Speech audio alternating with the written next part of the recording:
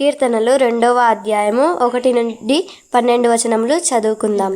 అన్యజనులు ఎలా అల్లరి రేపుచున్నారు, జనములు ఎలా అవ్యర్థమైన దానిని తలంచుచున్నవి.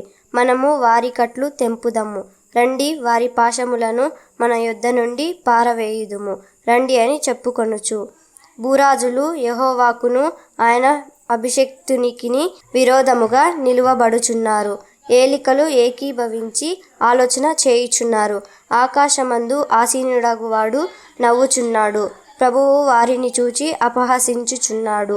ఆయన ఉగ్రుడై వారితో పలుకును, ప్రచండ కోపము చేత వారిని తల్లడింపజేయును.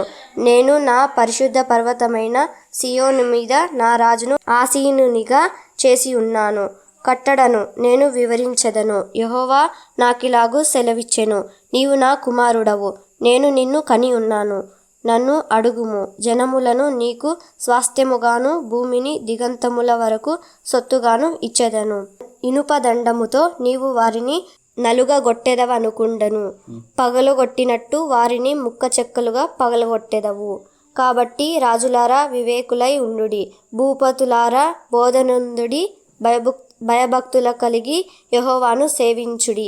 గడగడ వణుకుచు సంతోషించుడి, ఆయన కోపము త్వరగా రగులుకొనుచు. కుమారుని ముద్దు పెట్టుకొనుడి, లేని ఎడల ఆయన కోపించును. అప్పుడు మీరు త్రోవ తప్పి నశించెదరు. ఆయనను ఆశ్రయించు వారందరూ ధన్యులు.